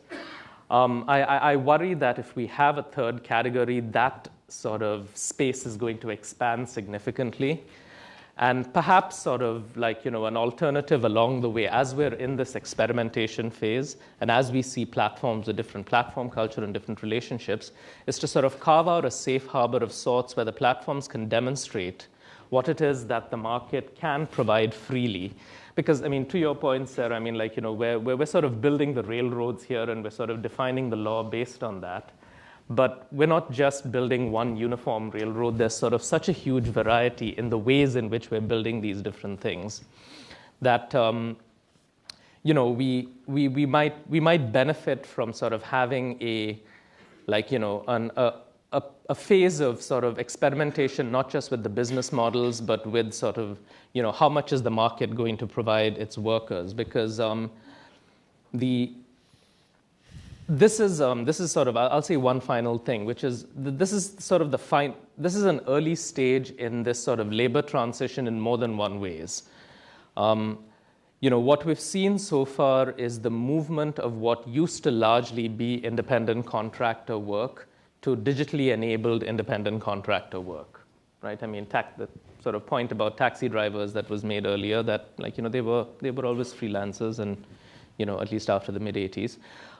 What we're at the very early stages of, and we see sort of platforms starting to do this, is to actually sort of unbundle this work and that is full-time employment, and start to create on-demand versions of sales forces, of people who do financial analysis, of people who have MBAs and sort of don't start companies, but sort of go to work for McKinsey. And as we start to sort of unravel that, then we will see a much bigger transition in the workforce. And I'm not sure that we're ready yet to say that this is the definition of what this middle ground is going to be. Thanks. Craig, I want to turn over to you. Can you speak to some of the legal aspects of the proposal? Do we actually need this new third category of workers? Well, I'm going to, in honor of my friend Seth returning to the Legal Academy, I'm going to answer your question by posing 4 questions. At first, and I think most fundamentally, is this question: what is the threat to the value proposition undoubtedly being offered by these new companies of treating their workers as employees? What is the threat? Right, the paper makes a very strong claim, and I'll quote it for you. Forcing these new forms of work into a traditional employment relation could be an existential threat to the emergence of online intermediated work. Why? Why is that true? We all understand the economics, which has already been mentioned. The National Employment Law Project estimates 30% saving on payroll costs if you transition from employees to independent contractor. But what's the threat beyond that? Right? That, I think, is a central question we have to ask, and that's what I think Alan and others should study. Take an example, and it's not from the new economy, but it's from a similar piece of the economy, package delivery. Right? UPS delivers packages and Federal Express delivers packages. UPS delivers packages through employees who are unionized. Federal Express, at least it believes, delivers packages through workers who are independent contractors. What should we ask? We should ask, is Federal Express any less innovative? Are consumers of Federal Express services any less satisfied? And maybe most importantly, how do we compare the welfare of those who work for Federal Express and UPS over time and all the way into their retirement? Right? Those are the questions that we should be asking. So our research project should be taking Hello Alfred and its competitors in asking that question. Is there really a threat to the value proposition of treating your workers as employees? Second, does the central problem posited by the paper really exist? Right, the central problem posited by the paper is that in this new form of work, those who we might classify as employers can't adequately track the time that workers are working for them, as opposed to doing other things or perhaps working for their competitors. The paper says, and again I quote, "It is impossible in many circumstances to attribute independent workers' hours to any employer." Well, let's take the case of Uber. Uber, in a very highly sophisticated way, tracks exactly what the worker is doing for Uber. It tracks when they make the pickup, when they make the drop off, and if you look at what I would call a pay stub, it actually says how many hours the worker worked for Uber and hinges their compensation to those hours. Now, the paper says that that's really not helpful because during the time that the driver is actually taking someone someplace, they're working for that person and not for Uber. That's a little bit like saying the waiter, when the waiter is at your table taking your order, is working only for you and not the restaurant. Right? That is work being performed by Uber. Right? Uber does something which to me looks very much like hiring. It gives people access to the platform. It does something which looks very much like assigning tasks over the app. It sets the price. It collects the price. It pays the worker, and it does something in many instances which looks a lot like firing, discontinuing access to the app. So I'm not sure that's the problem. And in thinking about what the problem is here, I think the problem in the blurring of the categories really comes from this. The core criteria under the common law is supervision.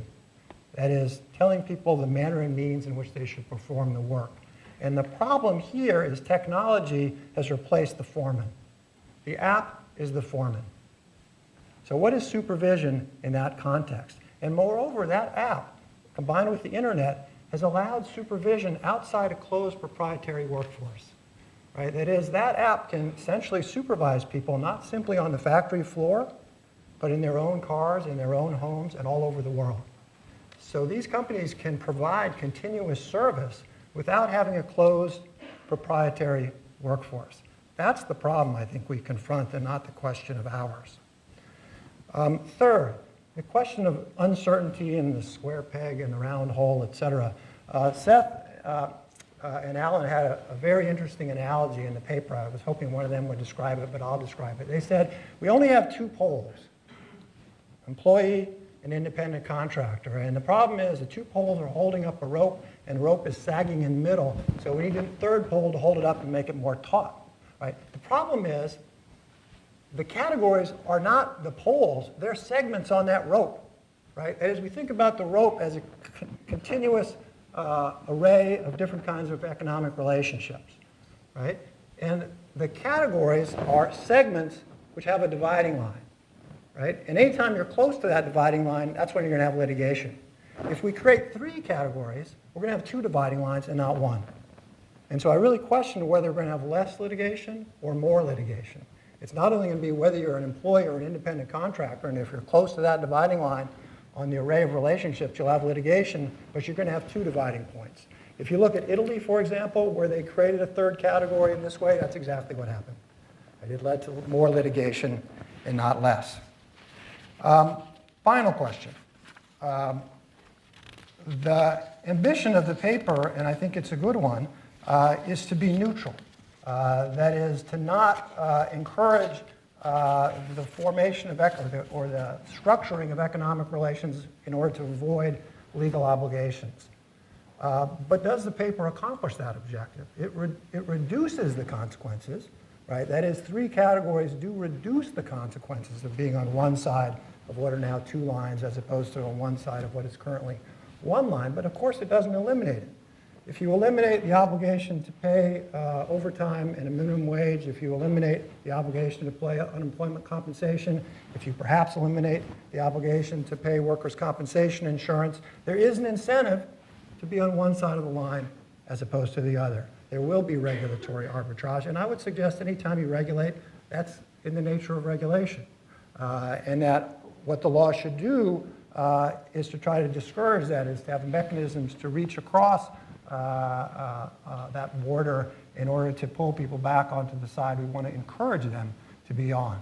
So I thought it was an extremely interesting paper and a great first start at answering or asking some questions, and those are the questions I think we have to ask. Thanks, Seth.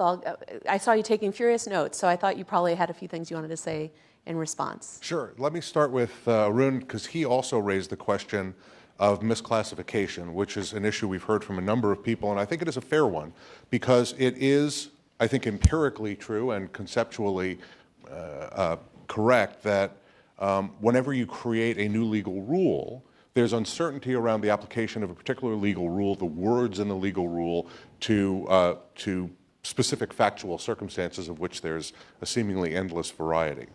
But my view is that that outcome, which we would not allow, for example, to defeat a new overtime regulation, which many of the people in the room are strongly for and have advocated for, also doesn't defeat the proposition that we need a new rule in this context for this reason. And it's it was actually a tent, not a rope, Craig. And the reason why a third category is going to result in less misclassification is because it is a more accurate description of the work circumstances. I illustrated here, we illustrate in the paper, there are endless varieties of illustrations beyond that we're going to see in dozens and dozens and dozens of lawsuits that have launched and are going to launch in the future.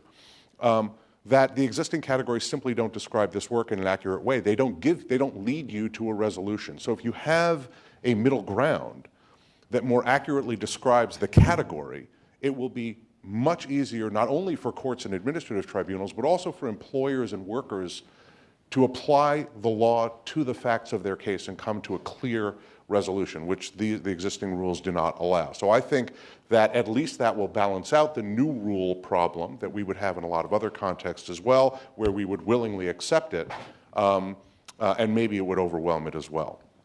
There are a couple of other things. I don't want to go through all of Craig's questions. He and I can talk about this in some greater detail.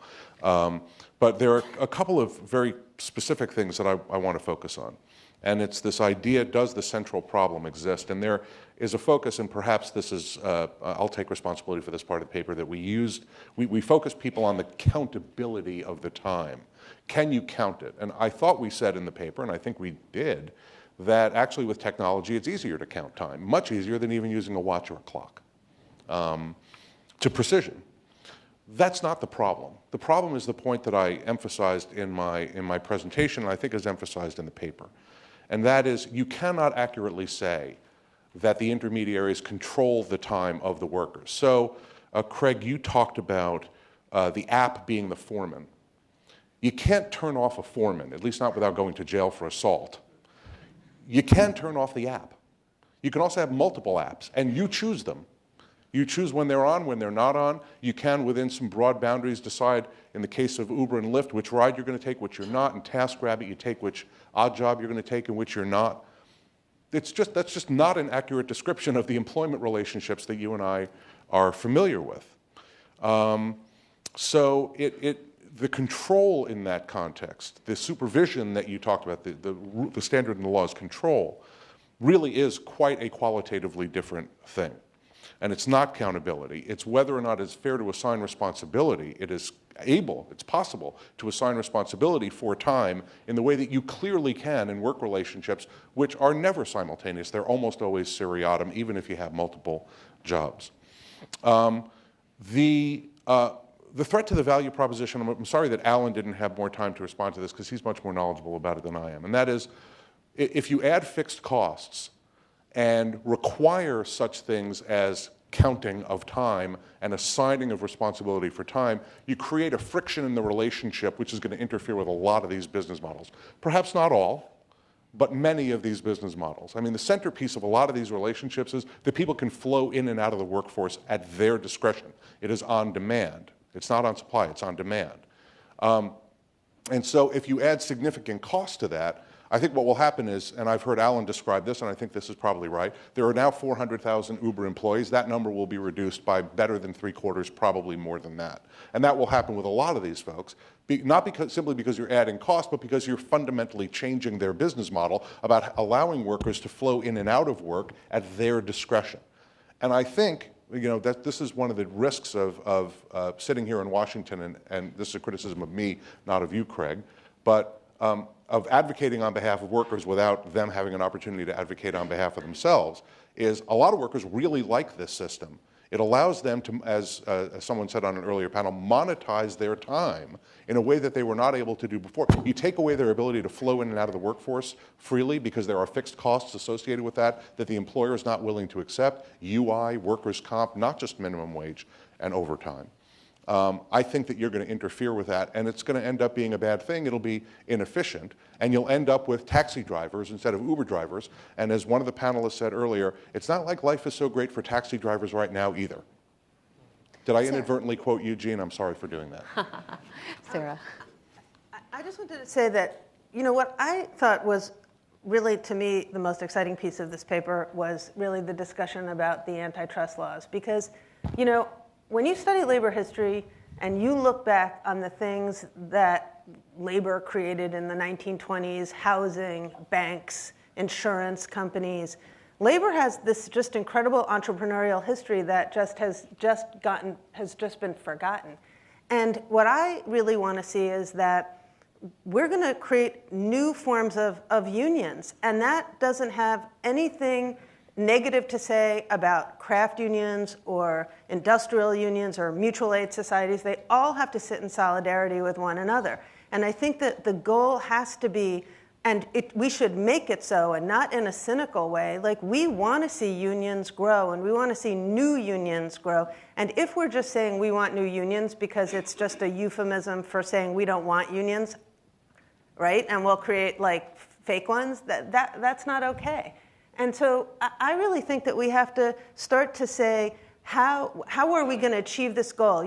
When Roosevelt was president, he said, let there be unions. He didn't say the government was going to do it. He said, let there be. And then unions had to go and do it. And so I think, let's get these antitrust laws into shape, and let's put the gauntlet down, and let's start seeing these creative workers creating incredible networks and new forms that we can't even imagine.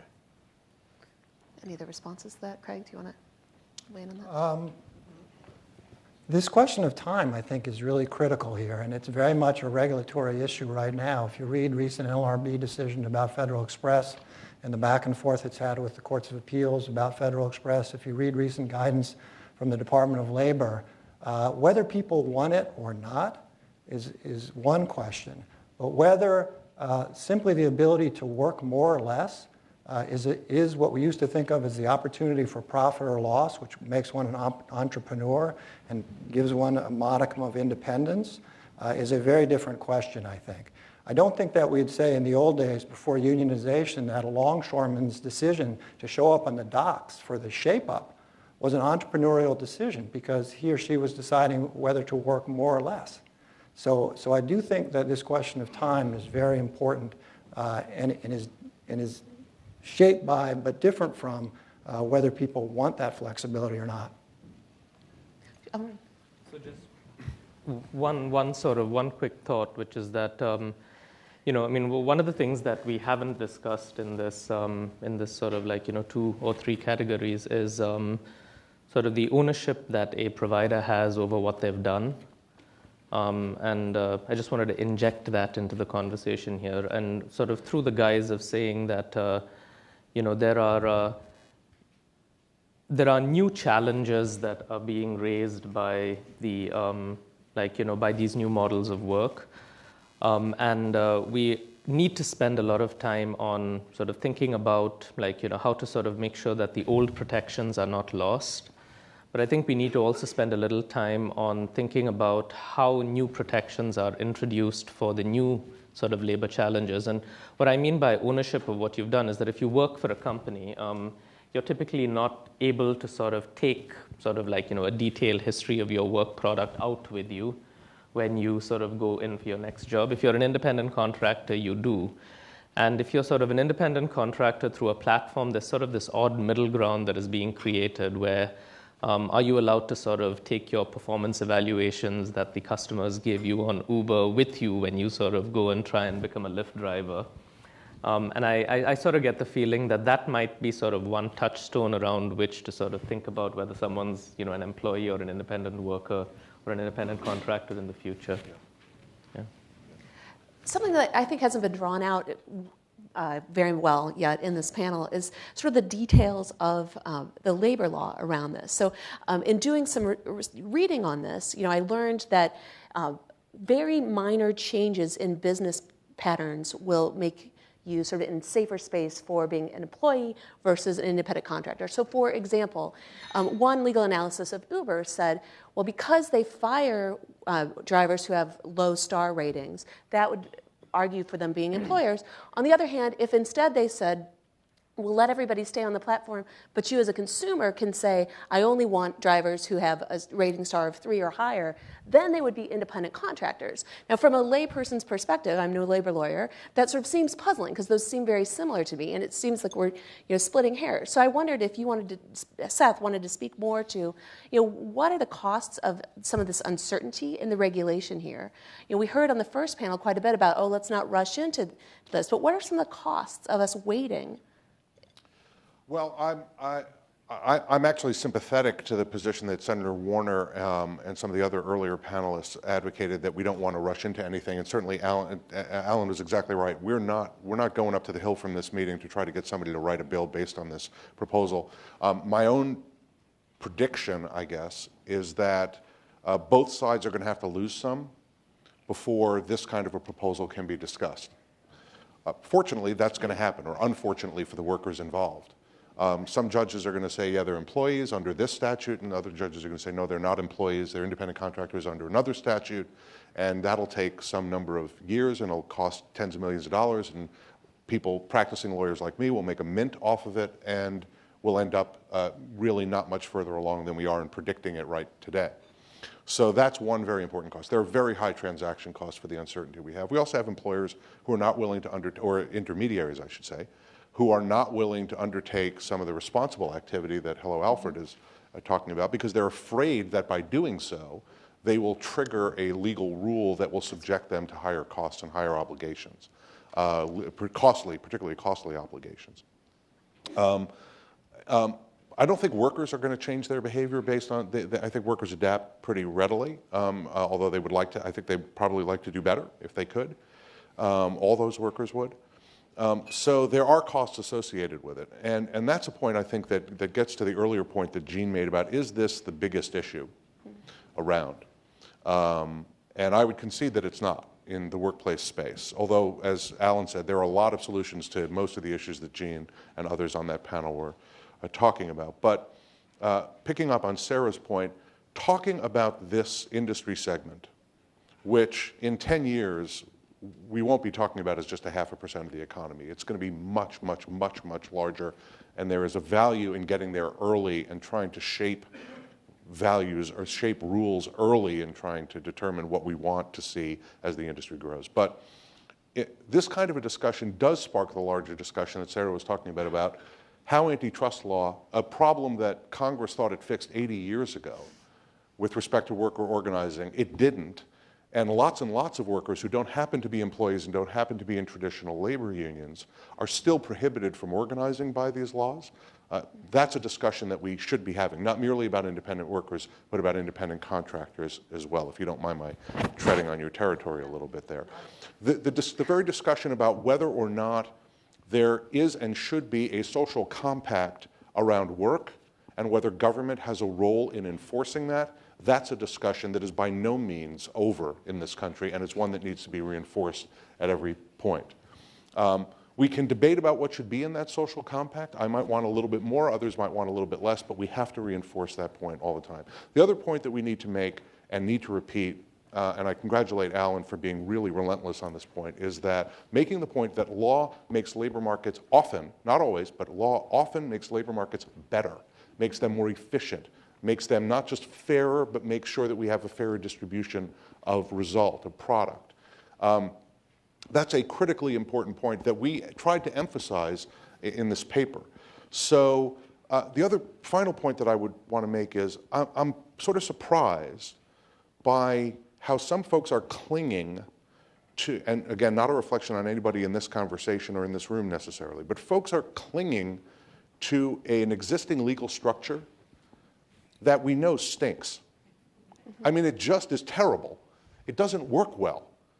And I can say in 22 years of involvement in public policy in this space here in Washington, on and off, not one person has come to me with a proposal, even for a default rule, to try to fix what is an atrocious problem throughout the economy. So let's use this as an opportunity to have that discussion rather than nitpicking particular, oh, I didn't get this thing that I want and I want the other thing. This is a real opportunity. We have a new work relationship. Let's acknowledge that. Let's use that as a launching pad for talking about these very big issues. Arun. Yeah, so I was just going to say, Diane, that the example that you gave, which I've kind of lost a little bit of track of now because you made so many other sort of interesting points in between, should the employment status of an Uber provider be dictated by whether Uber makes the choice to screen sort of drivers themselves or whether to let the customer make the choice, right? It's an interesting example because it brings up 2 points. I mean, one is that, it's not as if we don't have platforms that have that model of choosing Sidecar does this in San Francisco. And the market seems to have determined that customers prefer being assigned drivers rather than having to choose competing sort of drivers and wait times and bids. And so there are competing objectives here, right? I mean, do you sort of disconnect someone from the platform because they are sort of an inferior provider versus do you sort of create the customer experience that sort of customers are demanding? But it also points to sort of this blurring of lines between, there are so many blurring of lines here, right? Between the personal and the professional, between the gift economy and the market economy, between casual labor and full-time work. But there's been a progressive sort of shift over the last decade in the roles of government to different digital platforms, right? I mean, sort of Google and Facebook surveil us, Apple and Amazon sort of, dictate what we can and can't do with our books and music. And the sharing economy platforms have been a big part of this sort of conversation in terms of them sort of starting to, as a new intermediary, starting to take on some of the roles that we needed a government regulator for. And if you think about it, in Uber's role as the new sort of regulator of sort of who is a qualified driver, or in playing some part in that, that role of theirs is going to conflict with a role of not being the employer. I mean, unless we sort of sort this out soon. And so we have to sort of be sensitive to the multiple roles that these platforms are going to be playing in sort of determining which of the actions that they take should be applied to their status as employers rather than as sort of sort of the de facto regulators. Yeah. So going to the audience questions, unless any of you want to weigh in on that. Many of the audience questions are wanting us to talk more about, other than legislation, what do we have as an option here? Is it possible to harmonize the tests to determine worker status? Is there regulatory guidance that could be issued here? Is there something else we could be doing administratively other than, proposing the Independent Workers Act of 2016? So we tried to address this in the paper, although we didn't want it to end up being a tactical paper. We wanted it to be a paper about analysis and discussion of principle. But we talked between ourselves about what the right tactic might be here, although we didn't go into great detail. The problem is that individual regulatory agencies have responsibility for individual statutes. And we view this as sort of a holistic social compact discussion rather than one statute here, another statute here, a third statute there. So if, for example, we were able to persuade Secretary Perez of the brilliance of our plan, and he were to go about trying to persuade our friend Dave Weil at the Wage and Hour Administration to follow this proposal. That might address the Fair Labor Standards Act, although it's unclear whether they have the regulatory authority to do that. But it wouldn't get you the unemployment insurance, workers' compensation. It certainly would not get you the antitrust law. If, God forbid, judges get involved, then we're going to end up maybe even worse off, because it'll be decisions in particular cases with respect to particular sets of facts about particular issues. So the only way to get something that is something like a comprehensive solution is for Congress to act, although I would add that a number of these laws are state laws. Workers' comp is quintessentially state. Unemployment insurance coverage, at least, is state, although perhaps the federal government could modify it because it's the Social Security Act. Tort law, to the extent it's a substitute for workers' compensation, and there are state antitrust laws. So it may be, talk about making a difficult problem complex, it may be that Congress acting won't be enough, that states will also have to act following Congress. Sarah. I would propose that we have the Jefferson Project. And it would be complementary because they're both so great, right? I saw the play. But I think the Jefferson Project would be to say that we're going to start seeing a lot of experimentation in the states. We're going to see huge difference where you're going to see mayors and city councils starting to play a role because they can, because they're not bicameral. And you'll, I think, start to see that there are going to be cities that want to experiment for very good reason. They want this workforce in their area. And then you're going to see others that aren't going to want it at all. And so I think, sadly, Washington is not going to be where this is going to happen. And in some ways, that's better because we need to start to see how it's going to play out. And so we're now starting to look, and if you go to Freelance Isn't Free, and starting to have in New York City, we just introduced legislation, yesterday or Monday, I believe, so that if you're an independent contractor and a freelancer, you have to have a contract. And others are trying to do similar things. We're seeing the states really be the next legislators of labor law in America. I don't think it'll end there, but I think that's where it's going to start. So we're going to start Jefferson Project. Just join me there. Sure. I would caution that we should not be too moved by litigation. Keeping with the analogy of the rope and the border between the two categories, most economic relations are clearly in one category or the other. And I wouldn't exaggerate the amount of litigation and the difficulty of applying the categories. Yes, there are close questions. But we also have to ask what choices are driving economic entities to stay close to the line, right? They could make a choice not to be so close to the line and avoid litigation. So how much litigation really is there, and should that be a driver of public policy here? Then just let me say one final thing, and it goes back to what Secretary Rubin said. I think we also have to put a dose of realism into this conversation in terms of what's likely to drive public policy in this area. And if you look at the cities, city councils, and if you look at the states, and if you look who is actively lobbying for changes in the law in this area, it is entities who are making a lot of money in this arena. And they're capturing the kind of panache of this new economy and driving regulatory change. So I think this is an incredibly important discussion because it brings some hard thinking to this question. But I think we also have to be realistic about where and how policy is going to be made in this area. Arun. Yeah, I mean, I'm all for sort of like a greater level of delegation. I agree that we shouldn't underestimate, and to sort of the original question of what what else could be done, what are the other alternatives? And I don't think we should overestimate the amount of litigation, but I don't think we should underestimate the impact it has on sort of small companies, or the threat of it has on sort of early stage companies. And if you look at the investments that these platforms have made in government relations as a fraction of their total employment, it's just sort of immense compared to any sort of tech platforms that preceded them. And I mean, to me, the most important sentence in the paper to me was, for example, independent contractor status is currently inefficient for many intermediaries and their contract workers because the intermediary avoids providing benefits that would make both the worker and the intermediary better off to to reduce the chances of the relationship being ruled an employment relationship. I mean, this really summarizes, like, the fact that, we don't have a sort of rich and sort of deep government-provided social safety net in the United States. We rely on private entities to sort of shore that up.